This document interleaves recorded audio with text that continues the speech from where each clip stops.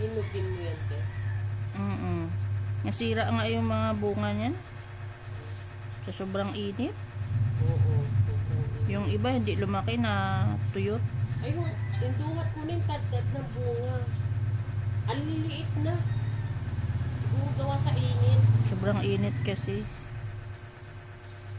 Yung isang araw, nagulat ko eh. May naputol lang sa ang laki, ang daming bunga. Ang marupok talagang duwat. Nandun na sa karasada. Yung pala yung bumaksak. Mahangan kasi.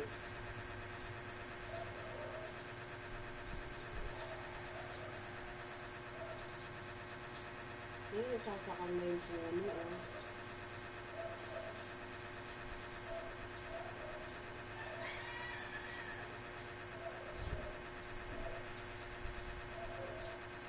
Tatali. Pag gano'n tatanggalin mo rin yan. Ang alin? Tali? Hindi yung kamas na lang sa na yun. Hindi, ganyan na yan. Sayang ang mga bunga niyan. Tulong araw na may ganyan ako sa harapan. Ang taas na, ganyan na. Hindi daw maganda sa harapan. Bakit Yung daw? nagkasakit lang lahat kami. Bakit daw hindi maganda sa Kasi harapan? ano daw may tinik. Ha? Wala naman tinik yan ah. Yan daw yung bunga. Ha? Tinik. Yung tulis-tulis daw. Oo. Pinutol ko, tinanggal ko. Nag-aaral pa sila, nag-aaral ng sabay sila ng pangalawa. Ako nasa hospital sila, mga nilalagnat din. Hindi ka basta maniwala sa ano. Sabi ko yung mga mayaman na subdivision, sa harapan yung mga ganyan.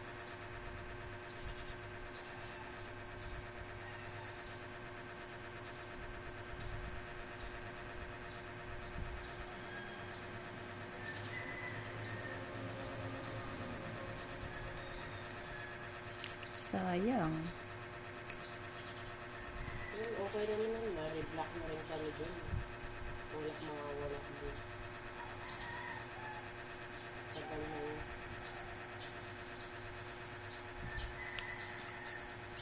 Laki naman, ganyan na kalaki.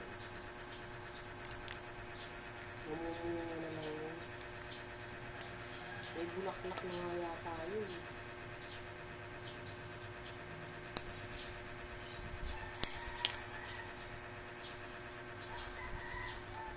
4 years bago mamunga eh. Ano yung 5 taon mangga? Ngayon ko lang, di ko pa Di ba tagtad ng bunga yung mangga, diniligan ko pagpabungot. Ano yun eh, na napagliyan. Namimigay naman. Pag napaglian, papangit yung bunga eh, no? Unang-unang bunga, nagyan. Yung mga ano nun, dahil sa school nila, ilalagay sa tubig, ididinit daw sa puno. Mamumunga. Ay, mamumunga ng madami. Unang bunga.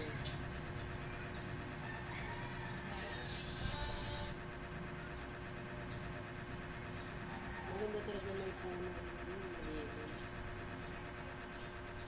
Kaya ngayon, di ba, binabahaba na tayo dahil sa puro na tag-douche. Pinuputol ang mga puno. Di ba yung ano yan sa, yung kay bilyar? Paano hindi, nawawala na yung mga puno, ginagawa. Inubos niya na lahat, no? Oo. Kaguba. Bata. Mga lupa, mga palayan. Tinatayuan niya na ng Bahay. Subdivision. Parang gusto na niya yata lagyan ng bahay lahat buong Pilipinas eh.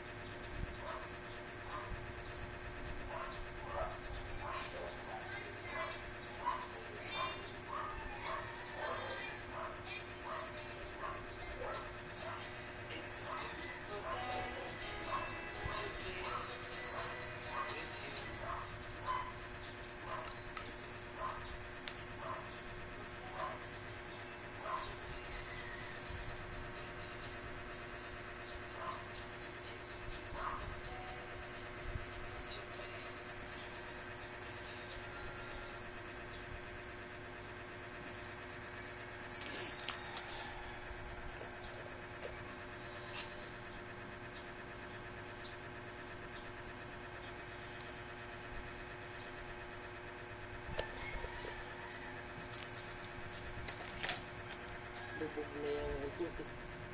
Pero pag inanin mo, hindi naman siya makapag.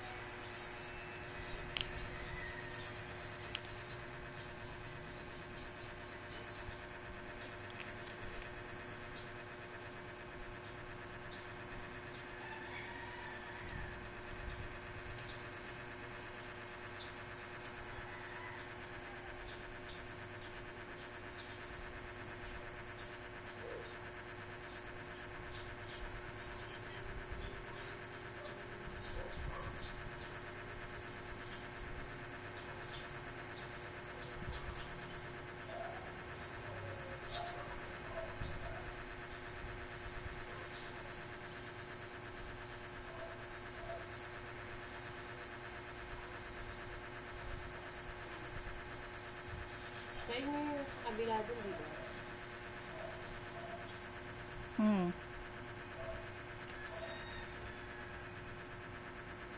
Pauupahan kasi napagawa. Buong bahay. Kasi yung anak mo dyan, Nakabili na sila ng bahay dun sa kabilang ano.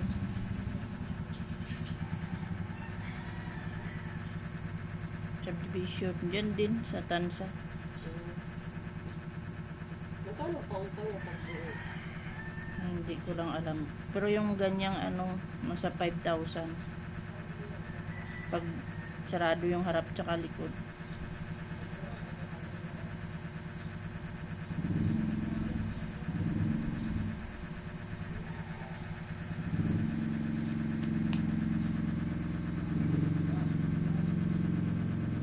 Sulit na yung ano, yung panghulog.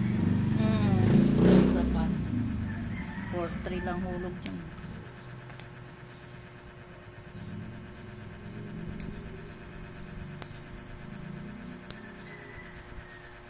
Mas malaki pala yung ganito, yung laki ng hulog. Kasi luwag pa yun, ha? Dapat ganito yung makuha nyo. So, kasi nga nila, maliit lang. Maliit lang. So, dahil nyo malaki na. Parang baliktad siya. Ito. Sa akin naman, yung size niya kasi yung ano. Wala lang, ano talaga sa taas. Wow, to.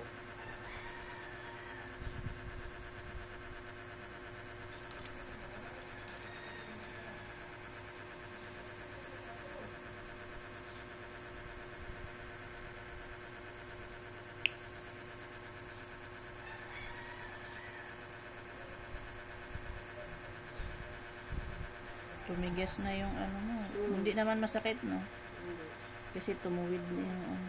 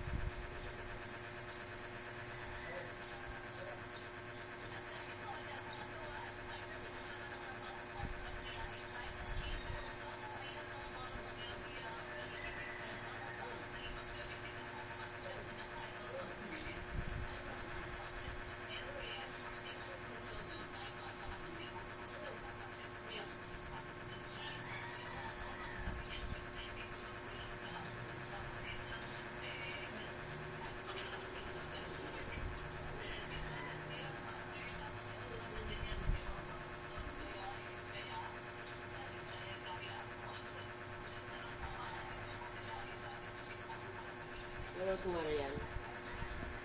Kasi baka boso.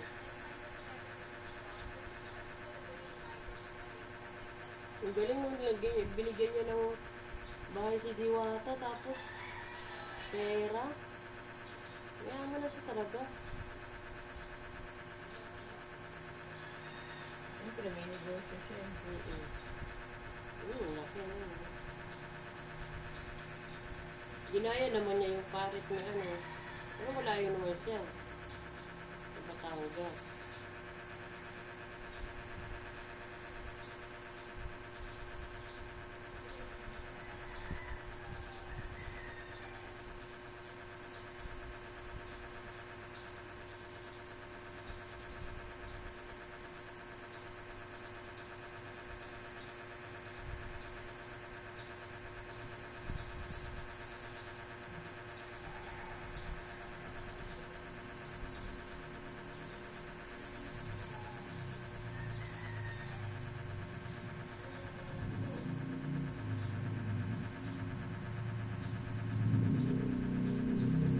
Chinwerte siya sa negosyo niya eh.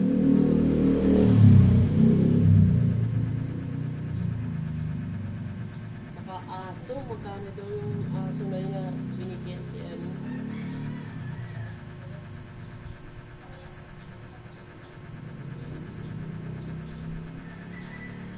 Diwata.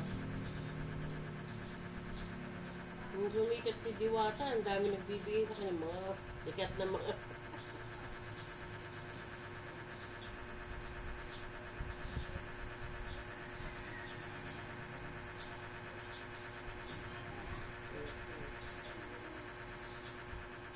Ang ipon na.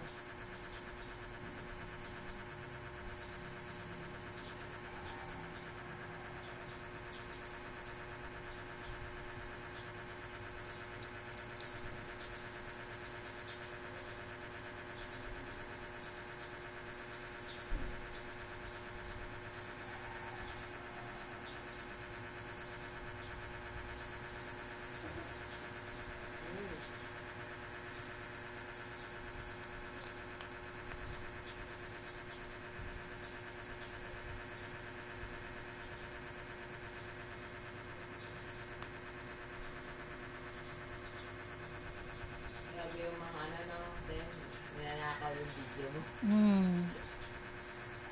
Pero na ano yun, nung nire-report ko na demonetize na yun. Siguro, hindi naman siguro na ano, pero matagal mabalik yung ano nun, account nun. Sayang yung ano niya, pinaghirapan niya. Gano'n kasi gumawa ng sarili, no? Kaya nga, parang lahat ng video na yun nakaw eh. Kasi iba-iba, iba-iba yung kamay nung ano. Buti na ano mo na ano? May nagsabi sa akin nga followers ko. Sabi niya, di ba sa'yo video to? Wala talaga akong kaalam-alam eh. Siyempre, kilala siguro nila yung gawa ko. Oo nga, akin nga yan ah. Nung una, minessage ko siya, ano eh. Sabi ko, i-delete mo yan. Hindi yan sa'yo. Ba? Ano, binlock niya ako. Maano pa siya. Ito pa yung ano no. Eh, yung mga followers ko, nirap-trap siya.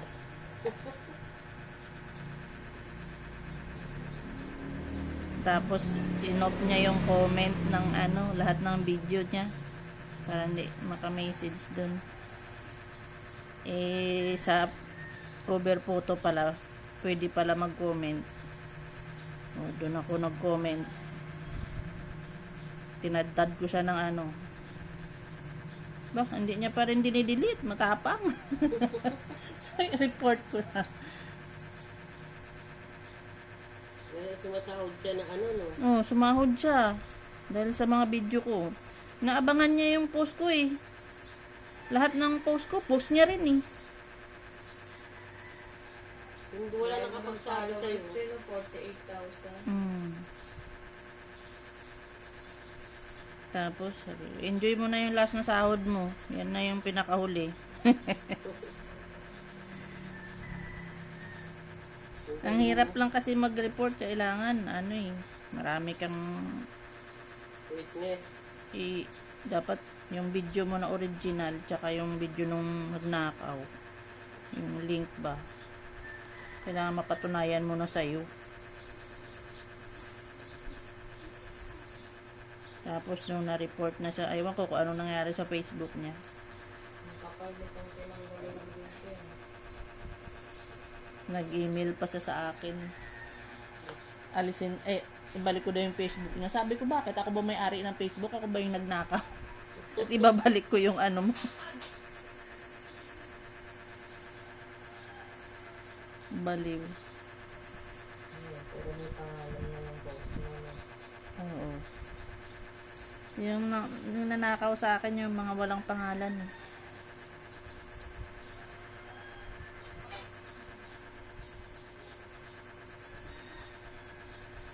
Hindi, ang dami nilang nagnakaw. Hindi lang isa. Baka nga marami pa din yung mga nakaw. Hindi ko naintindi. Bahala sila dyan. Kasi ito, sumasahod kaya nang nagagaya nila. Yung isang nagnakaw, malaki pa yung views niya sa ano ko. Hmm? Naka 1.2 million. Umabot ng million. Yung sa akin, 300,000 lang yung views ko sa kanya. Umabot ng million. Siguro marami na siya. Baka nagbubus. Nagbubus ka rin po ba? Hindi, bawal yun. Hindi kasi sweldo pag ano. Ano hindi ko pwede pag hindi ka nagbubus? Hindi, bawal mag-boost. Pag nag-boost ka, hindi, walang bayad yun. Wala kang susweldohin. Dapat organic.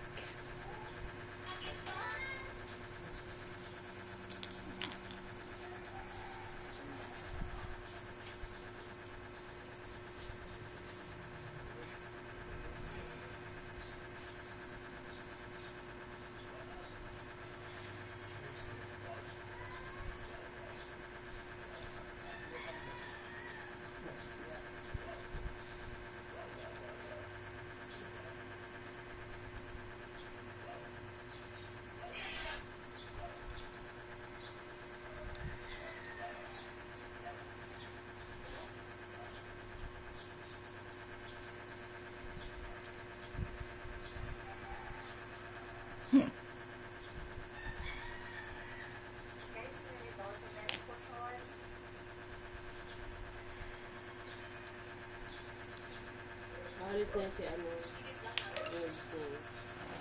Gagawin siya para result siya ng dere.